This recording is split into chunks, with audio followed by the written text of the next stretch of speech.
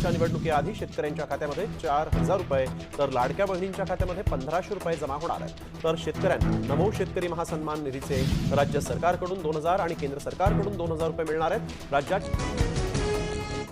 नमस्कार शेतकऱ्यांनो, खरीप पीक विम्याचा शेवटचा हप्ता मंजूर। पंतप्रधान खरीप पीक विमा योजनेअंतर्गत विमा कंपन्यांना 7,700 कोटी रुपयांचा एकूण हप्ता दिला जाणार आहे।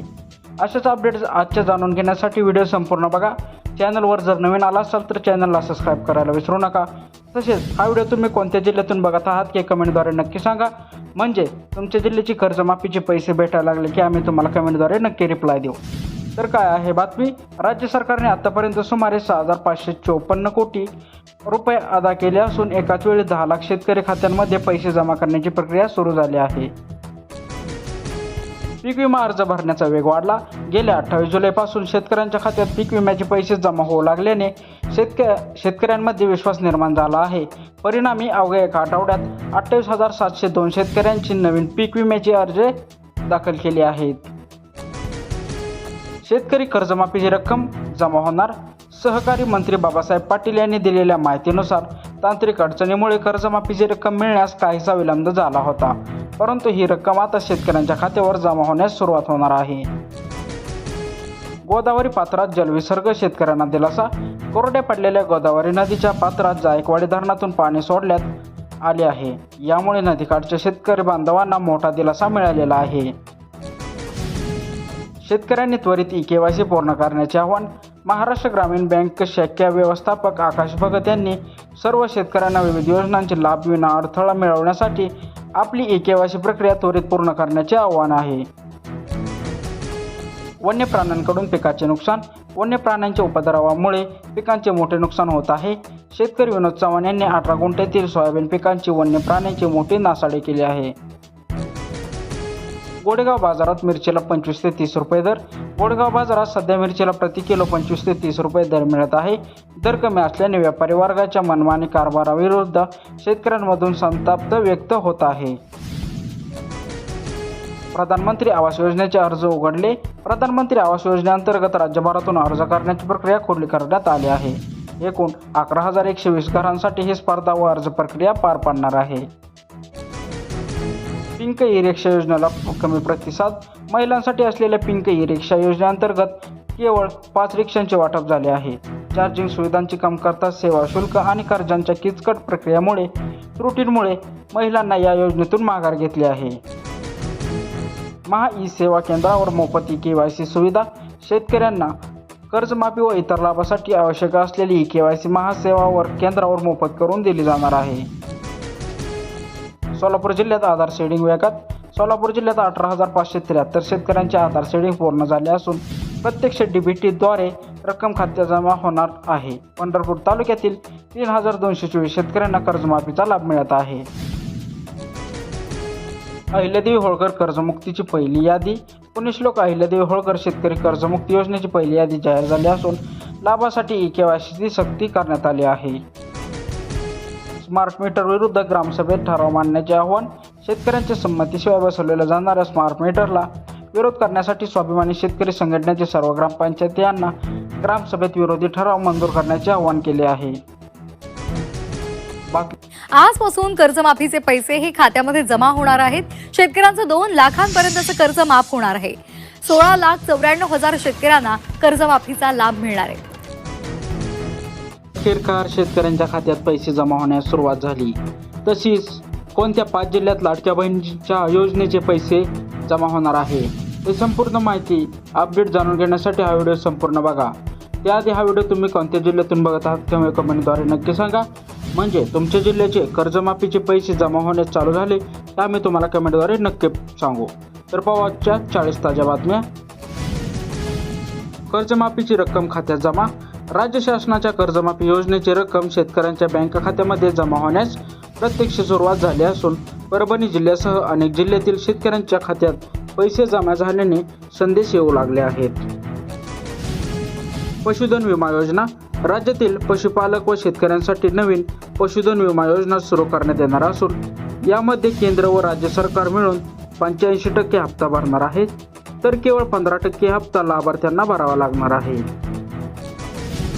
प्रधानमंत्री आवास योजना निधी ग्रामीण भागातील घरकुल लाभार्थ्यांसाठी मोठा दिलासा देत प्रधानमंत्री आवास योजनेसाठी राज्य सरकारने 31.67 कोटी रुपयांचा अतिरिक्त निधी मंजूर करून वितरणास मंजुरी दिली आहे. मोफत ई-केवायसी सुविधा शेतकरी कर्जमाफी योजनेसाठी आवश्यक असणारी ई-केवायसी प्रक्रिया पूर्णपणे मोफत ठेवण्यात आली असून शेतकऱ्यांनी तातडीने ते करून घेण्याचे आवाहन करण्यात आले आहे. महिलांसाठी नवीन योजना महिलांच्या आर्थिक विकासासाठी सरकारकडून 15 ऑगस्टपासून नवीन योजना सुरू केली जाणार असून या दरम्यान महिलांना 6,000 रुपयांपर्यंतचा लाभ मिळण्याची शक्यता वर्तवण्यात आली आहे. वीज दरवाढ व महावितरण मोर्चा वाढीव वीज दरवाढी विरोधात महावितरण कार्यालयावर धडक मोर्चा काढून अधिकाऱ्यांना निवेदन देण्यात आले असून शेतकरी व नागरिकांकडून तीव्र रोष व्यक्त होत आहे. गोविंदांना विमा संरक्षण आगामी दहीहंडी उत्सवाच्या पार्श्वभूमीवर गोविंदा पथकामधील खेळाडूंना 10 लाखांपर्यंतचे विमा संरक्षण मंजूर करण्यात आले आहे. आणि यानंतर शेतकऱ्यांसाठी आनंदाची बातमी. कर्जमाफीचा पहिला हप्ता वितरित करण्यात आलाय. 6.22 लाख शेतकऱ्यांच्या खात्यावर 5,029 कोटी रुपये ट्रान्सफर झाले. नमस्कार शेतकरी मित्रांनो, आजच्या ताज्या बातम्या. आजच्या बातमीमध्ये लाडक्या बहिणींना हप्ता कधी जमा होणार, तसेच कर्जमाफीचे आणि PM किसान योजनेचे पैसे या तारखेला जमा होणार हे आजच्या बातमीत सांगणार आहोत. माहिती जाणून घेण्यासाठी कृपया ह्या बातम्या संपूर्ण बघा. तर पाहू आजच्या 40 ताज्या बातम्या. कर्जमाफी आणि अपात्र शेतकरी. राज्यातील तब्बल 1 लाखाहून अधिक शेतकरी कर्जमाफीच्या प्रक्रियेमध्ये अपात्र ठरले आहेत. तर पात्र ठरलेल्या शेतकऱ्यांच्या बँक खात्यांमध्ये पैसे जमा करण्याची प्रत्यक्ष प्रक्रिया आता वेगाने सुरू करण्यात आली आहे. PM किसान योजना मुदतवाढ. केंद्र शासनाकडून PM किसान सन्मान निधी योजनेला थेट 2023 पर्यंत म्हणजेच 2023च्या पुढील काळासाठी 2031 पर्यंत मोठी मुदतवाढ देण्यात आल्याची अत्यंत महत्त्वाची बातमी समोर आली आहे. धान उत्पादक शेतकऱ्यांना बोनस. धान उत्पादक शेतकऱ्यांसाठी आनंदाची बातमी असून लवकरच हेक्टरी 20,000 रुपयांपर्यंतचा बोनस शेतकऱ्यांच्या खात्यात थेट जमा केला जाणार आहे, अशी माहिती यांनी दिली आहे. PM किसानसाठी जमिनीकरण प्रमाणीकरण. जर शेतकऱ्यांकडे जमिनीचे योग्य प्रमाणीकरण किंवा कागदपत्रे नसतील तर येत्या काळात त्यांचा PM किसान योजनेचा हप्ता अडकण्याची शक्यता वर्तवण्यात आली आहे. पंतप्रधान सूर्यघर मोफत वीज योजना. या योजनेअंतर्गत 19,000हून अधिक ग्राहकांच्या बँक खात्यांमध्ये तब्बल 153 कोटी रुपयांचे भरघोस अनुदान यशस्वीरित्या जमा करण्यात आले आहे. यवतमाळ व वर्धा कर्जमाफी अपडेट. वर्धा जिल्ह्यातील बाभुळगाव तालुक्यात जिल्हा मध्यवर्ती बँकेचे 2,483 शेतकरी कर्जमाफीसाठी पात्र ठरले आहेत. तर दुसरीकडे केळी उत्पादकांची कागदपत्रे पूर्ण असूनही अधिकाऱ्यांमुळे पैसे न मिळाल्याने संताप व्यक्त होत आहे. शासकीय कांदा खरेदी व ई-केवायसी अडचणी.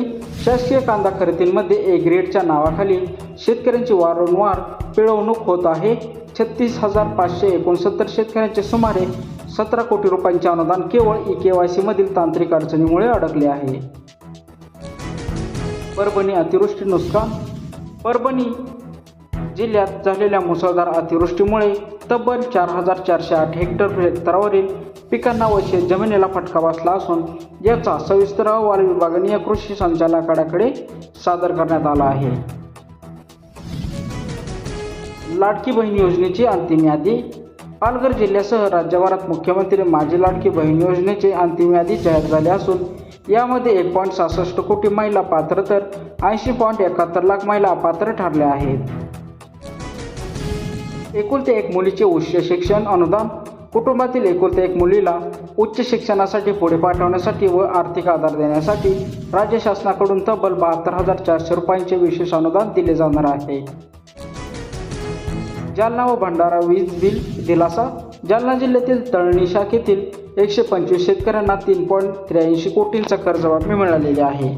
तर भंडारा विभागातील 32,000 वीज ग्राहकांचे 4,85 लाखांचे थकीत वीज बिल माफ करण्यात आलेले आहे.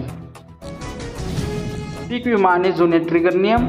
जुन्या ट्रिगरच्या नियमांसह पीक विमा योजना पुन्हा लागू करावी आणि विम्याचे अर्ज भरण्याची मुदत 30 ऑगस्टपर्यंत वाढवून द्यावी अशी जोरदार मागणी शेतकऱ्यांकडून केली जात आहे. रेशीम कोसलेला विक्रम. सोलापूर जिल्ह्यामध्ये प्रथमच रेशीम कोशांचा भव्य लिलाव पार पडला असून महाराष्ट्रात विक्रमी असा तब्बल 825 रुपये प्रति किलोचा दर मिळाल्याने रेशीम उत्पादक शेतकऱ्यांना मोठा दिलासा मिळालेला आहे. शेतकरी अपघात सुरक्षा योजना विस्तार. गोपीनाथ मुंडे शेतकरी अपघात सुरक्षा सानुग्रह अनुदान योजनेला आणखी 3 वर्षाची मुदतवाढ देण्यात आली असून आता यामध्ये भूमिहीन शेतमजूर आणि महिला शेतकऱ्यांसह कुटुंबातील सर्व सदस्यांचा समावेश असणार आहे. गॅस KYC अंतिम मुदत. घरगुती गॅस ग्राहकांसाठी 16 ऑगस्ट ही KYC करण्याची शेवटची हेडलाईन्स किंवा मुदत आहे. जर वेळेत KYC केली नाही तर गॅस सिलेंडरची रिफिल आणि मिळणाऱ्या सबसिडी याचा थेट परिणाम होणार आहे. प्लॅस्टिकच्या नवीन नोटा. RBI गव्हर्नर संजय मल्होत्रा यांच्या माहितीनुसार भारतात लवकरच 10 आणि 20 रुपयांच्या नोटा बदलून त्याऐवजी अधिक टिकाऊ आणि प्लॅस्टिकच्या नवीन नोटा चलनात आणल्या जाण्याची शक्यता आहे. ठिबक सिंचन योजना निधी. ठिबक सिंचनासाठी शेतकऱ्यांना प्रोत्साहन देण्यासाठी 55% अनुदानाग्रह दुसऱ्या टप्प्यामध्ये तब्बल 206 कोटी रुपयांचा मोठा निधी मंजूर करण्यात आला आहे. मक्का संशोधन केंद्र व साखरेचे निर्बंध. मराठवाड्यात लवकरच नवीन मक्का संशोधन केंद्र उभारले जाणार असून शेतीमालाचे दर नियंत्रण ठेवण्यासाठी शासनाने साखरेच्या साठ्यावर कडक निर्बंध आणले आहे. सोने चांदीचे सध्याचे भाव. सराफ बाजारात सोन्याच्या दरात मोठी उडी असून आज 24 कॅरेट सोन्याचा भाव प्रति तोळा 1,83,000 रुपयांवर पोहोचला आहे, तर चांदीचा भाव 2,20,000 रुपये प्रति किलो स्थिर आहे. हवामान विभागावर मुसळधार पावसाचा अलर्ट. पुढील 2 दिवस रायगड आणि पुणे जिल्हा घाटमाथ्यासह परिसरात हवामान खात्यातर्फे ऑरेंज अलर्ट जारी करण्यात आला आहे.